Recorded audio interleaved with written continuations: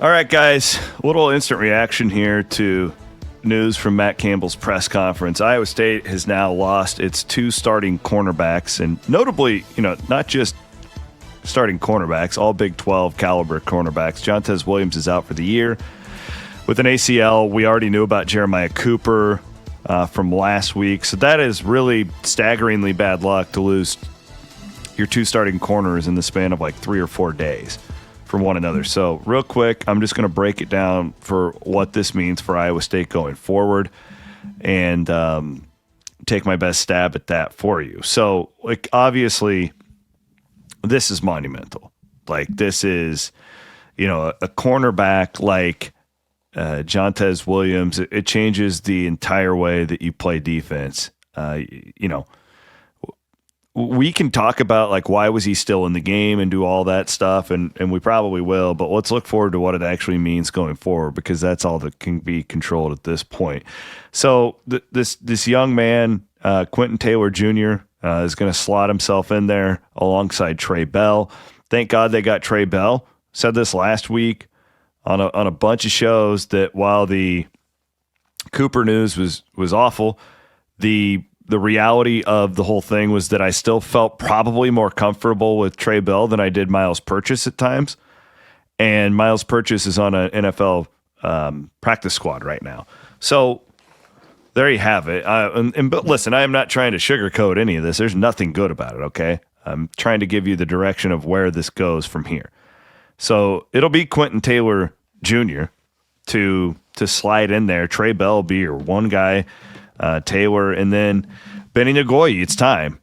The background here, if you are not a diehard that follows this stuff on a daily basis like many of you, but we have many casual fans tuning in as well, especially on YouTube. Welcome. Benny Nagoye was a really highly touted wide receiver out of the state of Nebraska a couple of years ago. And he's got really nice size. He's 6'4", 200 pounds, and they made the decision shortly after last year to move Benny over to cornerback. Why? Well, they thought he had NFL type potential there. Crazy athlete, and they needed more help at corner than they did at wide receiver. And this was a selfless type of move for Benny to move over. He was injured during training camp, from what I understand, and that could be a reason why he didn't work up the depth chart sooner. But his time is here. His time is now, and I fully anticipate all three of those guys are going to see time at corner for Iowa State. I would also throw the name Cam Smith out there and David Coffey, another redshirt freshman who I know was in the mix in the spring. To be on the 2 deep and to be getting some run.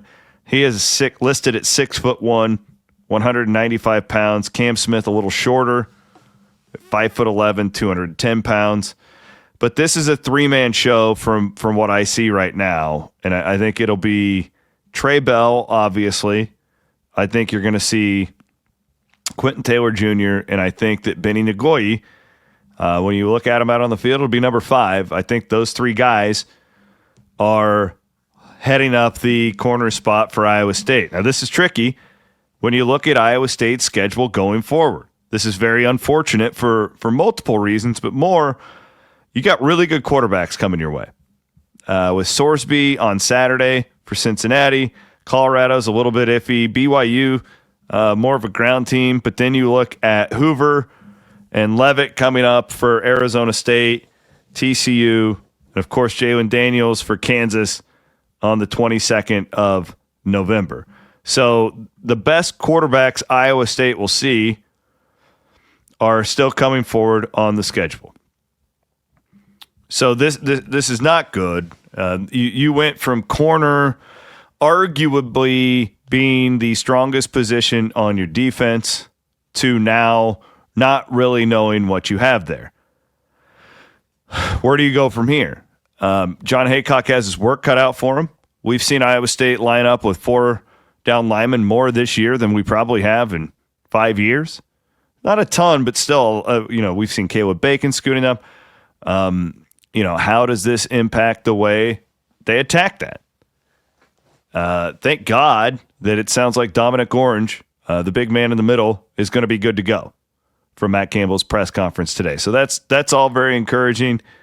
The defensive line absolutely has to step up right now because you're probably going to be back to 3 down linemen the majority of the time in order to back things up and help out a young secondary. The good thing is Jamison Patton's been playing really well at one safety position, and you have some guys back there that are apparently getting better. It looks like they are getting better. I'm comfortable with the linebackers. I like what Willich did on Saturday. The linebackers are not perfect, but they are very good. That is a very good linebacking core Iowa State has. I would say with Dom Orange, it's an above average defensive line. You take him out of it, it's probably below average. They're going to have to get more creative to put pressure on some of these cornerbacks because when you look at the guys in the Big 12, when you play corner against them, these particular guys coming up, you just have to cover for a really long time because they're mobile. But this is, I will say this too. It's not all negative, mostly is. But I've seen Iowa State go to war with worse cornerbacks than these guys. So the one saving grace here is that Iowa State's offense is still really competitive. It's very good. You probably have the best quarterback in the Big 12 in Rocco Beck. All good stuff there. So very, I think Iowa State can put up 40 on Cincinnati coming up. Now, will that be enough? We'll find out. Won't we? We'll find out. But, do you have to, if you're Taylor Mauser right now, down to a third string kicker or whatever, are you just more aggressive in general? We'll find out. But at least you have that to fall back on. This is frustrating, though, when you look at the linebacker situation last year and the amount of guys that went down, and now you're seeing it at corner. I did talk to somebody today who told me that Jontez and Jeremiah Cooper are best friends and roommates, and both going to be rehabbing these ACL injuries at literally the exact same time. Cooper had surgery on Monday, and I guess that Williams is coming up here any day now. So this sucks, but it's football. You just got to roll up your sleeves and get after it. That is my really snapshot analysis on the situation. We will have a new episode of Williams and Bloom coming up on Wednesday morning. You can join us live at 9 o'clock here in the Northwest Bank Studios on the Cyclone Fanatic Podcast Network.